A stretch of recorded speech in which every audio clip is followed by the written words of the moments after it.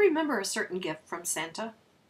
I find that memories are abundant at this time of year. I often find myself remembering certain gifts, or lack thereof, from Santa. It was a very cold December, but that certainly didn't dampen my 11-year-old spirits with Christmas fast approaching. Even so, I was not as happy as I should have been. But let me step back a bit. We lived in a small town that had one of everything. The Five and Dime and the hardware store were where the kids loved to go. The Five and Dime was obvious, but why the hardware store? The Five and Dime carried penny ante candy and many toys that attracted young kids. The hardware store carried all the good toys, the ones that kids would dream about having. Every time we'd go to town, I would visit the hardware store to stare at a mini sewing machine. It was turquoise blue, made of real metal, and it really worked. I would ask to see it every time I was there. Harold, the owner, was a kind man and always allowed me to hold it. It was very expensive, a dream toy in my eyes. My dad was too busy to notice and went about his business. Over the course of the summer, the mini sewing machine was sold to someone else. I actually knew who had bought it. I was heartbroken and green with envy. Fall came and went, and December was at hand. All I could think about was that mini sewing machine. It was gone, and I knew that no amount of praying or writing to Santa would make it appear under my tree. So I asked for a bike instead. The tree went up, and we decorated it as we always did as a family. It was so much fun. The presents started to appear under the tree. A name tag was attached to each present. I could tell by the size and look of each package that there was no bike or mini sewing machine. I knew that Santa would bring presents on Christmas Eve, so there was a tiny bit of hope.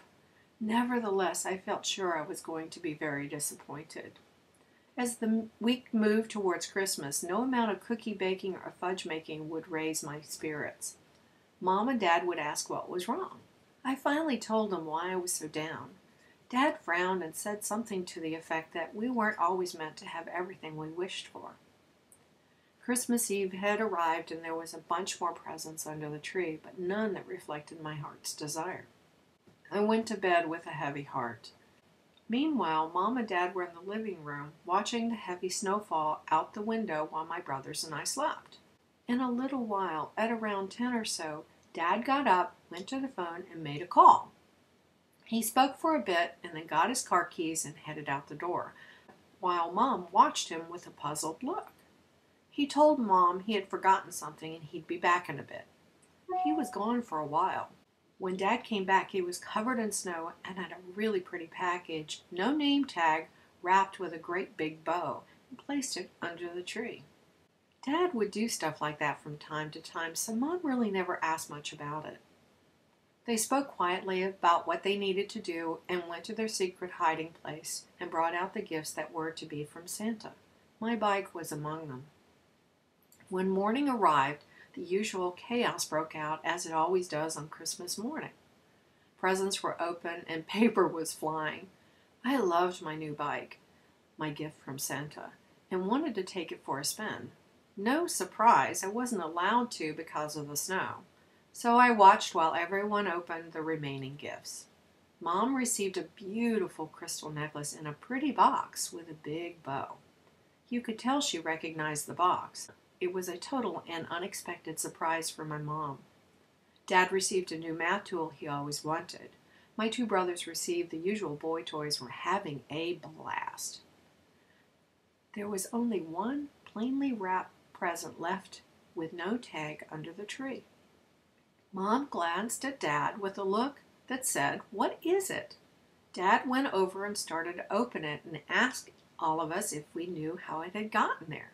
It was an odd question because how in the world would we have known? Out of curiosity, we all walked over to the mysterious gift and wondered what was inside. As the plain wrapping paper came off the package, the only thing we could see was a cardboard box. Dad took out his knife, cut open the lid, pulling the tissue away, and there it was, the mini sewing machine. Dad lifted it out of the box and said, "Susan, I think this is meant for you." I was stunned. In the box there was a note. It read, I had heard this was your fondest wish, so I wanted to make sure you received it. Santa. I cried. I was beyond happy. How the sewing machine appeared under our tree was a mystery for a long time. That Christmas present actually renewed my belief in Santa. As I grew into a young adult, I finally heard the story behind that gift from Santa, the mini sewing machine. The mini sewing machine I had been looking at as a child was indeed sold to someone else. On that Christmas Eve, Dad called Harold, the hardware store owner, inquiring about the sewing machine. As luck would have it, he actually had gotten another one in that wasn't yet on display.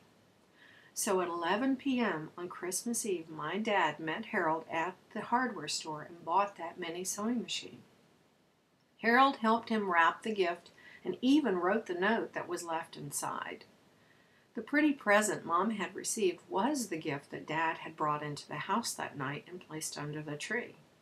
Later on, while Mom wasn't watching, Dad carefully slipped that plain box deep under the tree.